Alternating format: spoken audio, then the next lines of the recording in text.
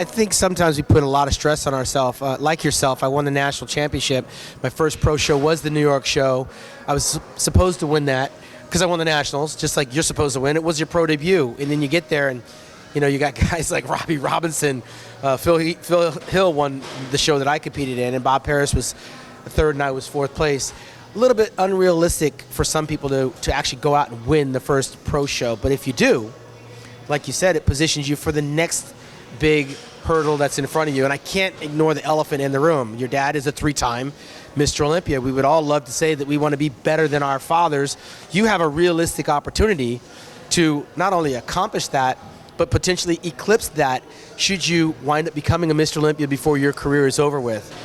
What would that do in terms of the whole journey that you've taken, that if you did get that one Sandow trophy, what would that mean to you? Yeah, I mean, saying a dream come true is it's such an understatement. But I'm glad you brought that up because I do get a lot of hate.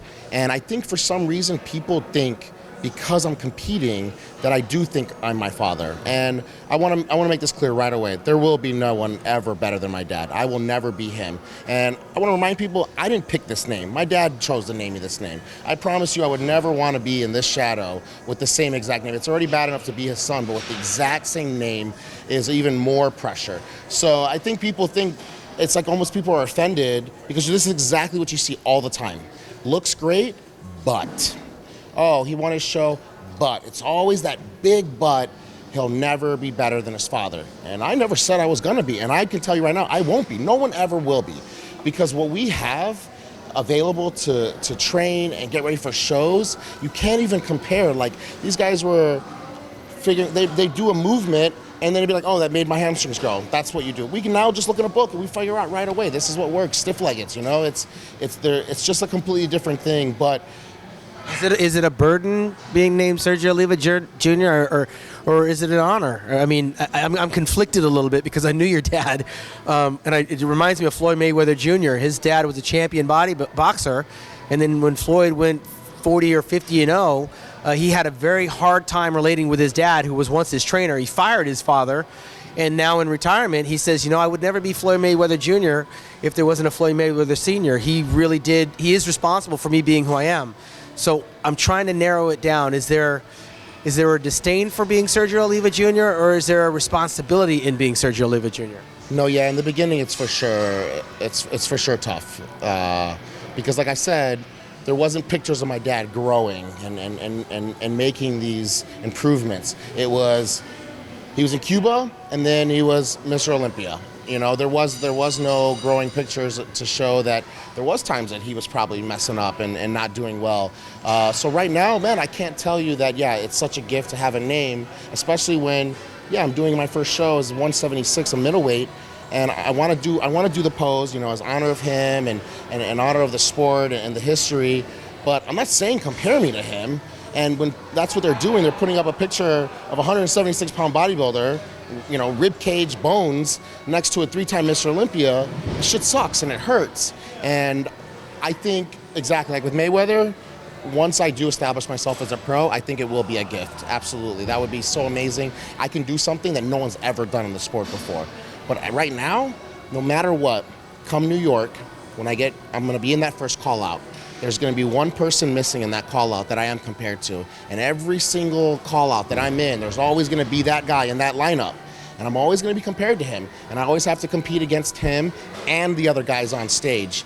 And it's tough, but hey, I didn't get into this sport and I'm like, oh my God, you guys were going to compare me to my dad? I knew exactly what I was getting myself into. It's okay, I can handle it. So when you're in the gym now, you're not thinking of your dad. So who are you up against? I mean, is there a bodybuilder out there that was on the landscape that, that's the guy? I was saying that Flex Wheeler helped me move into my very first apartment right around the corner in Marina Del Rey in 1987, 88. And I saw the potential in him, and 3 years later he was beating me, and I said, that's the guy that I want to be. I know people try and say that you shouldn't really base your life and your career around trying to prove people wrong. But I love it. I get off on it. I think about all the people that told me I was never going to win my pro card. I was never going to win a show. I'm never going to win a pro show, nothing. And my dad is one of those people. So yeah, there is times that I do look up on that wall, on that Olympia wall, and I look up at him, and I remind myself, not so much like I'm proving these people wrong, but I remind myself of where I started and now where I'm at. And if I've made such leaps and bounds since then, from 145 pounds, I'm almost gained 100 pounds of muscle, then as long as I just keep doing what I'm doing and be smart, why would it not happen? What is it about Phil Heath that makes him a 6-time Olympian? What do you see when you look at Mr. Olympia? Oh, man, Phil's another level, though. That's another person that there will never be anyone like. Phil, see, people get mad at me all the time. I get hate mail when I tell people that my dad's not my favorite Mr. Olympia. He's not. I feel like these guys back in the day, they did things that bodybuilders will never be able to do ever again.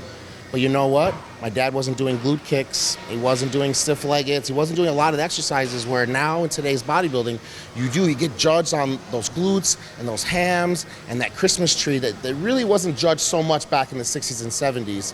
And I feel like Phil's the best combination of both. He has the science of today, but then the closest of the lines of back in the day. And there's really not any other Mr. Olympia that you can say has both of those. How about the 2008 Mr. Olympia, Dexter Jackson, 47 years old. He'll be 48 this November. Is that something that you think about in terms of longevity? Do you want to be a 48-year-old professional bodybuilder on the level that a Dexter Jackson is? God, Dexter's Dexter. That's another person. There'll never be anyone like that before. You can't even use him as a comparison, because the best meme ever is that picture where it's the same picture, 2006, 2007, all the way to 2020, and it's just the same picture of Dexter, because that is Dexter. You know, this guy does not age, and I've been trying to hang out with him because I swear to God, this guy's got the fountain of youth somewhere, he's hiding. But yeah, you know, like I said, and I'm not trying to dog the Mecca here, it's just not what I thought it was going to be. But a blessing in disguise was being able to train with the two most longevity people in the sport, Shawn and Dex. And that's been the best blessing ever, is to be able to see them, how they train. And there's a different level of training like an animal, and there's a way of training like a bodybuilder, like a businessman and a smart person, where your body is an investment. And that is something that, you know, because I'm just a pro, but I've been in the sport my entire life. And I've seen people where I'm like, man, this guy's going to be for sure Mr. Olympia. And then they disappear. And, you know, besides all the, you know, off-stage partying and stuff like that, sometimes they just injured. I mean, look at Victor. This guy takes second. He should have probably came back the next year and won. Gets out of his car and slips and tears. You know, goes to the Arnold, you know, green card gets expired. You know, it's just like, so many things can just happen that we have no way of planning around. So watching these guys and how they kind of make sure to prevent things from happening is the best way to do them, because sometimes when things already happen, it's too late. So when you're in the gym, I'm going to throw some names at you. You got to beat a guy like Justin Compton. Why are you going to beat Justin Compton? What do you have that he doesn't? Right now, nothing. I can't beat Justin. I have no problem saying that. What about a Dallas McCarver? Yeah, see, these guys, they're ahead of me. They are. They're way ahead of me.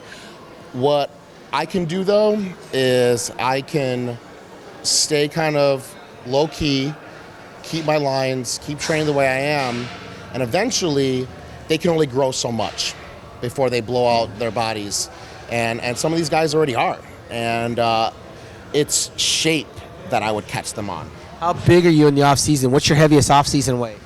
See, but I am taller, so it's tough when we talk. How tall are you? 5'11", so I can get to 300.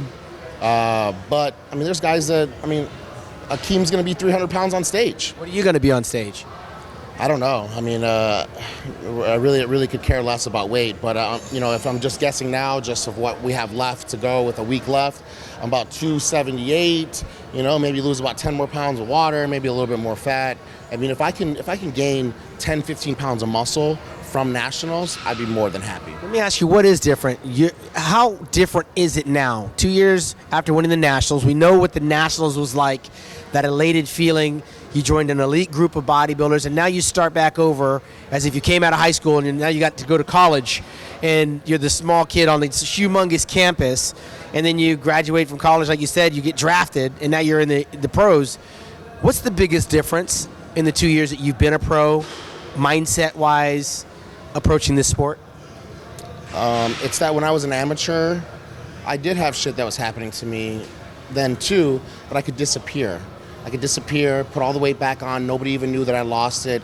Where now, when you're a pro, you are a pro 24/7. You're in the limelight all the time, and the business of bodybuilding doesn't exist so much in the NPC as much as it does in the IFBB, and that's something that's definitely different. It's walking around being an ambassador of the sport when you're going to the grocery store, you know, not just in the gym or on stage, but it's just your regular day-to-day stuff that you have to kind of remind yourself that you, or at least I do, I want to be the face of bodybuilding at some point in the future. So that starts now, and thinking about smart decisions now, which might end up helping me out 5-10 years from now, is not something I ever thought about as an amateur. It was only selfish. I was only worried about myself. The next show, it didn't matter.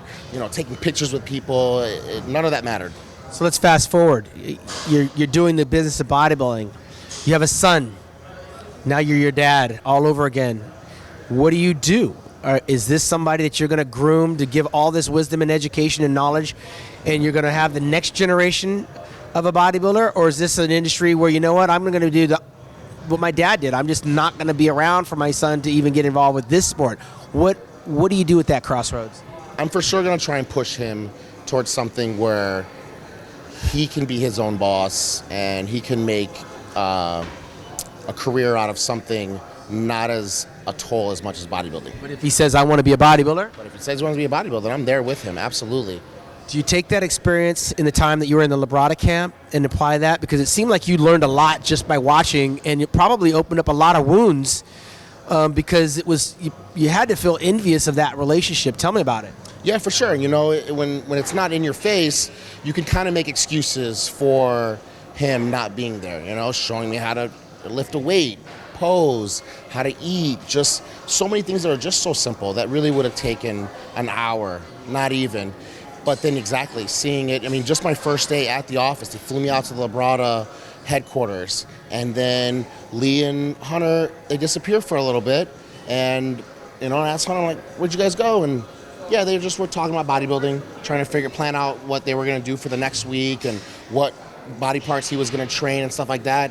And man, it hurts. It hurts big time. And I have no problem saying that I was so jealous of that. And I tried to try and force myself into that family and want to be a part of that. And I'm so envious of a mentor and a father figure. But yeah, watching it in my face was also just a reminder that that's just the kind of father that I need to be. And I need to not be so upset about my past and just use it so that way my future is better and make sure that my kids never feel ever anything that I've ever felt.